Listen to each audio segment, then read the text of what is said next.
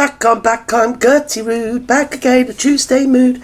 Well, here I am, I'm back and it's Tuesday. It's really nice and sunny, spring-like, slight breeze, and just lovely for a change.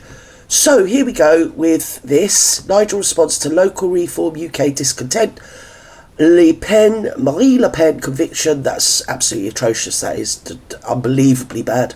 Trump, tariffs and immigration. Oh, such a smorgasbord for me to tuck into. Let's go, come on. We're in the country at the moment. I was in Kent yesterday, I'm in Cambridgeshire today, I'm in Northamptonshire tomorrow, in the run-up to the 1st of May elections. And what I'm seeing, because, we always talk about national government, we don't talk much about local government. No. It's important. They have budgets of billions of pounds every year, and, they run the roads and, social care, etc. Yeah, when you say they run the roads and social care, how's that going? It's sort of going bits up, isn't it? Sort of disease that you're talking about. It runs through literally everything. Right. Climate change, lunacy. Anyone that dares to say, well, is this really... I mean, Kent, for example, in 2019 declared a climate emergency. Well, I know we've moved on, but how are we with Rupert? Is that put to bed? Has that been sorted out, or is that still rumbling on? Because Rupert's gone very quiet. Probably because they're going for the local election. He really thinks he's going to make a landslide, but I don't think that's going to happen. What on earth has that got to do with fixing potholes? One of the other madnesses, Mike, that we see right throughout the private sector is, for example, I'm going to Cambridgeshire, on the way there now. Oh, lovely. They've got 4,000 staff that work for Cambridge County Council. Right. 80% of them are hybrid or flexible workers. Yes. Do you know what that means? Because most it means they don't go in office, right? That's all. That's right. And we've allowed this lunacy to take over, and we wonder why, for ever more taxes that we're paying at national level and local level, our services are going down the drain. So, I mean, the whole thing... See the price of our council tax bill? It's ridiculous. For what? The roads are, terrible. They're probably worse than Ugandan roads, that's what I think. The whole thing has gone wrong. We know that the virus of Marxism is alive and well, but what we also know is the absolute cowardice of so-called conservatives in this country over the last 14 years to allow all of this to happen. I mean, it's incredible. And as if that wasn't bad enough, we'll talk about the broken borders as well. The Sun's got a piece on the front page this morning, basically Albanian crooks coming to this country and taking the mickey out of it, sending Albanian friends of theirs, basically TikTok messages saying, Keir, you're such a soft touch. We're staying in a Swiss hotel. We've got a flat screen telly. It's all brilliant. I mean, Keir Starmer had the gall yesterday to have a summit on this and say that basically we're cracking it, we're getting on with it, we're actually reducing the numbers. They're not. I saw that yesterday. That was a load of hooey as well. I was going to cover it, but I lost the will to live thinking about it. So this is all happening, but where's Rupert? What's happening to Rupert? I've been posting TikTok videos for 5 years. Have you? 5 years I've been putting this stuff out. And in the early days it was very difficult to get listened to. Now I'm very pleased the Sun put it on the front page. Yes. We're literally being taken for mugs. We've been walked all over. And all that Starmer was doing yesterday, but I mean, to say, I understand why you're angry at illegal immigration. No, Prime Minister, we're angry at you for your empty promises.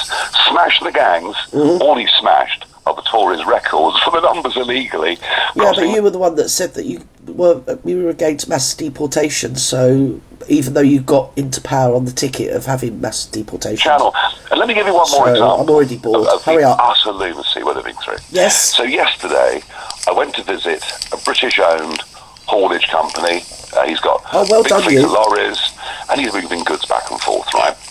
So he comes back last year. They get the lorry back to the depot for unloading and onward transit, and they find a young illegal migrant has stowed away in the hold. Yes. Right? They do the right thing. They call the police. The police come, arrest the guy for entering the country illegally. And guess what? The haulier, having done his job, got fined £10,000. Unbelievable. 10,000. He should have got a reward. Yeah, exactly. So this is the thing. I mean, and how is it, people have asked this question before, how is it that hauliers get fined, but then when RNLI or the Border Force bring people to Dover, which they do on a daily basis, and they're probably doing even as we speak, they get sort of applause? Well, even more significantly, No, they don't. They're losing a lot of money, the RNLI. That's a whole new ball game and a whole other story. I might do it one day. When I've been in the channel, I've taken video footage of the people on the tiller. Well done. Those that are guiding the boats. Yeah. We were promised that those that guide the boats over would get special treatment, would be prosecuted and imprisoned to stop other people doing it. To my knowledge, virtually none of them. Well, you haven't got any room in the prisons because they're in there for bleeding hurty tweets or something, aren't they? A lot of people. We identify who they are. We've got photographs of them. None of them. So, I mean, none of this is serious. And all that Starmer was doing yesterday was giving another 33 million quid. See, at the end of the day, he knows he doesn't have to do a lot because people are so disaffected with the others, the Kemi Badenoch and Sir Pierre Keir, that basically they've got nowhere to go but to vote for him.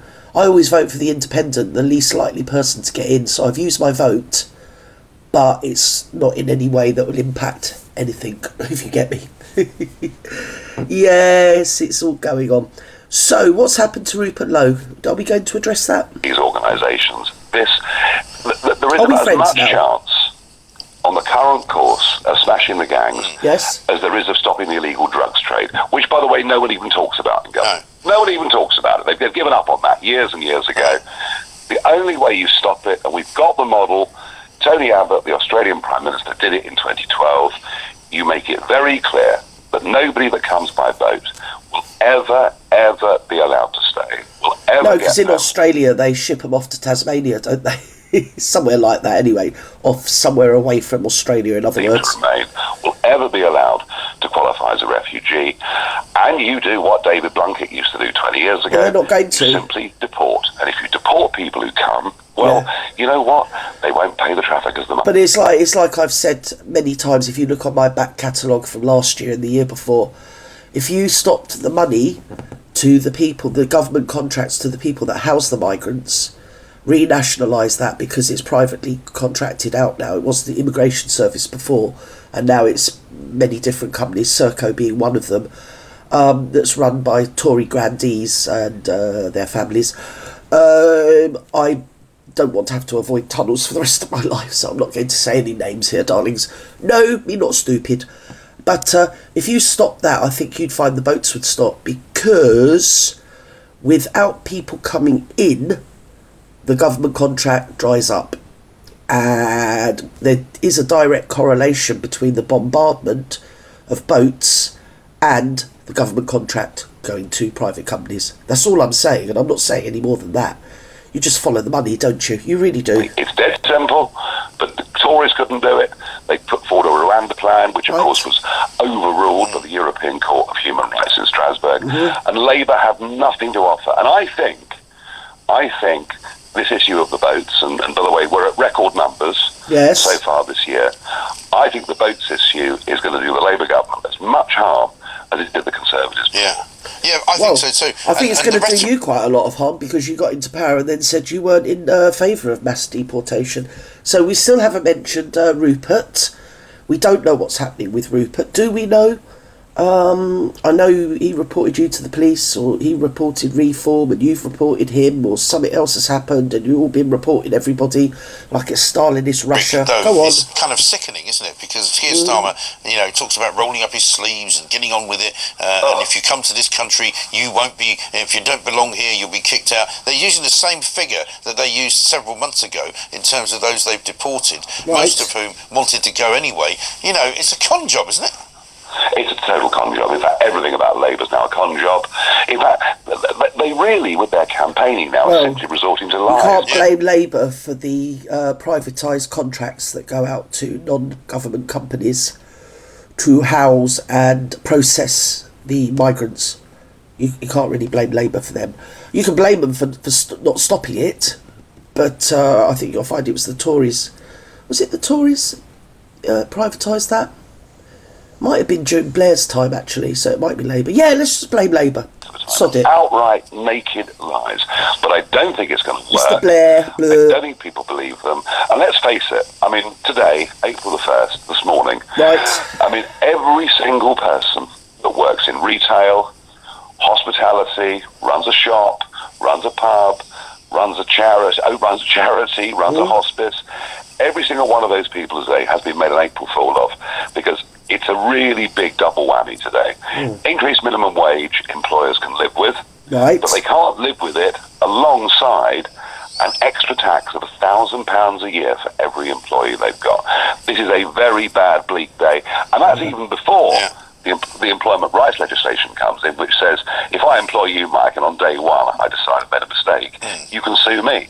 So things are not good. Yeah, they really are. And we can't get too specific about the local elections, but you're running people... I don't think employers are taking on people, and with this stopping disabled people, their, the personal independence payment, that is another thing. Who's going to employ them? Because obviously that is a big cost to employers to have to employ disabled people. So basically you're just taking money off them with no hope of them, realistic hope of them getting a job.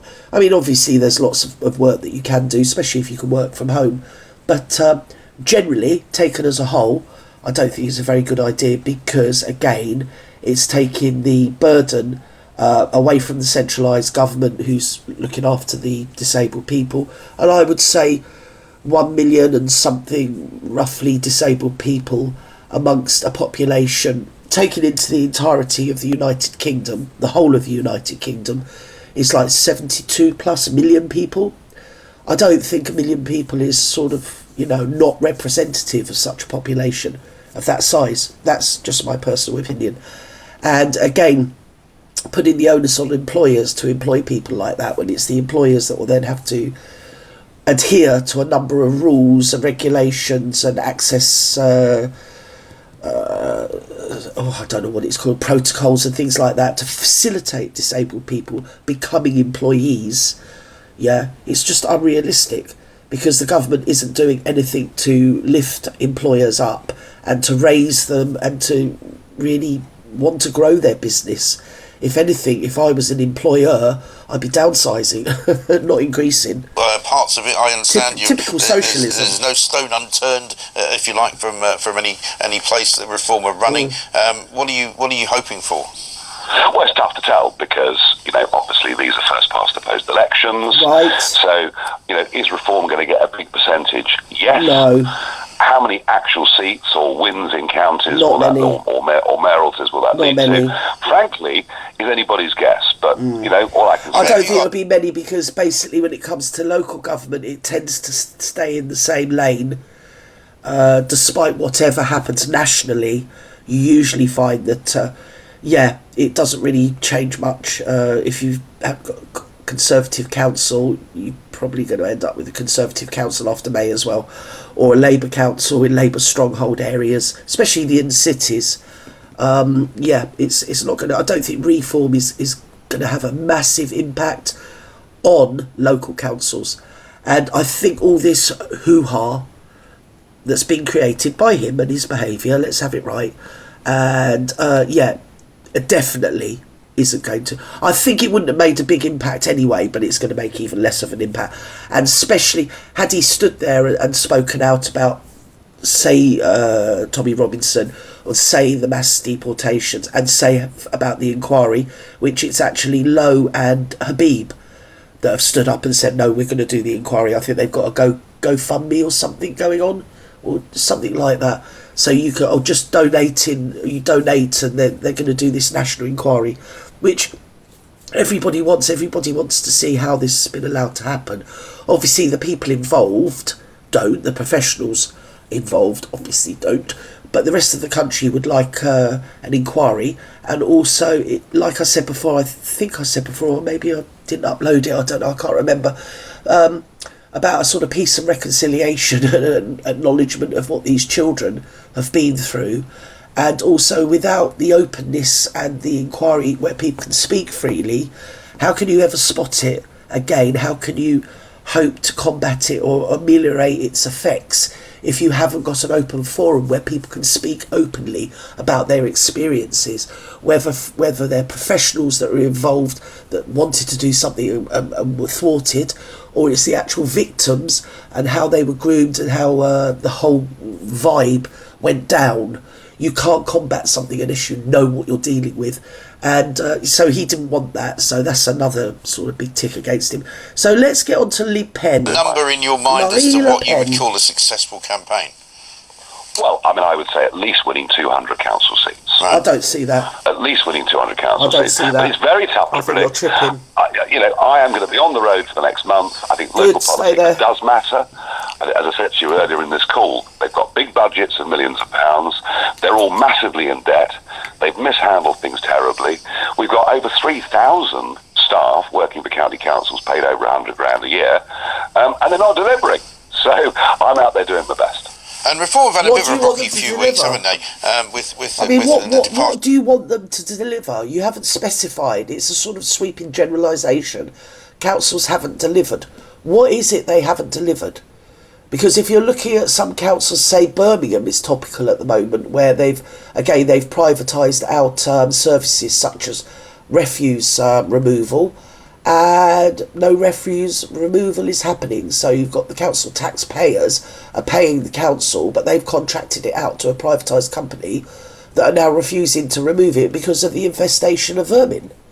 So, just to put it out there into the ether, we need some steps, we need some strategy, don't we really? We do. I've been asked by a few people to ask you a question about the way that some local sort of reform groups have been treated. Some people are saying that, they joined reform in various different parts of the country, but the professionalism or the professionalisation has meant that a lot of people have either stepped down as chairman of local groups, or they've been asked to step down. Right. I mean, is there a problem in local groups of reform? Yeah, because they just took anybody originally, didn't they? And they had some pretty bad ne'er-do-wells toe up. Raging narcissists, power crazed lunatics, that type. The problem is that we are vetting people to a much higher standard. A lot of them need the other vets. political parties. And we're doing that because we ourselves will be held to a higher standard than everybody else, because we're the challengers against the establishment. So, for example, we have somebody who's a candidate, and we go back through their social media history and find that they repeatedly use swear words. Well, we just can't have that. Yeah. Right. Or they express opinions that, frankly, either are or could be interpreted as being extreme or deeply prejudiced. So, yes, we have said... Well, I think it's quite extreme for him to say that he's against the mass deportations, but especially when he got in on a ticket of saying about them, and that, like he's already pointed out, that a lot of these people come across as criminals. Well, I mean, we've got enough criminals of our own. We grow our own. We don't need to import any. Very high standard, and I can't with him. He's some people out there who are unhappy that they've not passed vetting.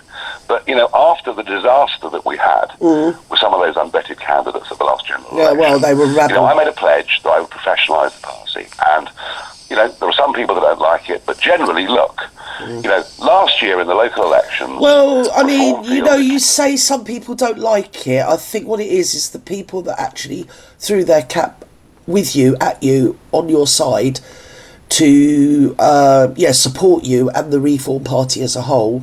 Yeah, we're expecting you to keep to your word, and you say you're not like the other parties, blah-de-blah.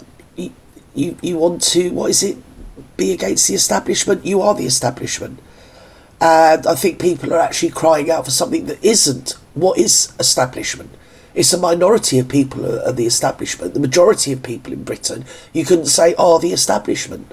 They're just the general people. So you're either going to do what the majority want, or you're going to balk and just do what your mates want you to do. That's the way I look at it. In 12% of seats. You said you were going to do it, and you never did it. We will be at or damn close to 100%. We've set up 400 branches. We are professionalising it, and it does come with a certain ruthlessness. Sure.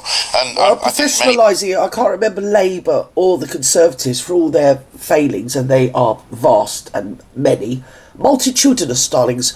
I can't remember them reporting people to the police and all this carry-on that's going on. It sounds very de rigueur, very Lenin, Stalin. People will understand that. Let's talk about Marine Le Pen. Here we go. I mean, extraordinary times yesterday in France, where it seems to me, and I said this yesterday, they're doing a bit of a sort of Donald Trump lawfare on her, aren't they? Yeah, I mean, she was going to win, wasn't she? Yeah. She was going to win. I've been saying for years that she would win. She was clearly going to win. It's quite extraordinary. In all my 20 years in the European Parliament, the only European groups, the only European political parties that ever got accused of misusing EU funds were all the Eurosceptic ones. Yeah. Funny that, isn't it? Funny that. Yeah. You know, when you just know they were all doing it. I mean, some of the things that were, it was just outrageous what they claimed for. And yeah, they were filling their pockets. They're snout so far in the trough. It's like when we had the Brexit, it was going on. I didn't vote either way because of very good personal reasons. I didn't vote. I didn't think it was for me to vote for because I wasn't going to be here for it to affect me. And also I come from a family that were very prominent, the most prominent in creating the European Union. So obviously I wasn't going to sort of say, well, I think we should leave. And I wasn't going to say, I think we should stay either, because as I say, I'm not going to be around. It's going to affect my forebears, isn't it? Is it? Yeah. Like my grandchildren, that type of thing. So, yeah, and we all know they're as corrupt as anything. Marine Le Pen, she's not far right, she's just pretty middle of the road, really. But everybody's far right that isn't a Stalinist nowadays, so poor old Marine Le Pen. And she was going to be president, so she was going to be Mrs. Macron, Mr. Macron, wasn't she, the president. And then she had someone else lined up to be the Prime Minister, because from what I recall, now here, it's a bit of gossip, I don't know whether you know, but didn't he bring in a Prime Minister not long ago? Probably about 6 months ago, eight months ago. Much younger man. Oh, he was gorgeous. You know, in that sort of Gaelic way that French men can be. Yes, he was very handsome. And very young, darlings. Very young. Yes, super good looking. Super charismatic and suave. Very well dressed. Yeah, very completely well groomed as well. Beautiful looking man. Can't think what his name was, because I didn't, you don't worry about things like that. I was just feasting my eyes, and Mr. Macron, oh, he did like him. They're very good friends. I think they're very close friends. And if I was Mr. Macron, I'd have picked him any day of the week to be Prime Minister, because it's in their largest to pick the Prime Minister, isn't it? Got a different system to us. Came after me. They fined me a sum of money because they said one of my employees was spending more time on party work than MEP work. I mean, look, this is a willful, deliberate... That was about 2017, 2018, that interview, because I kind of remember it. She's not... I wouldn't say she's far right. I don't know. Like I said, it's just something to call people. You're either racist and far right, aren't you, if you're not one of them. Yeah, not sure what... They've accused her of embezzlement.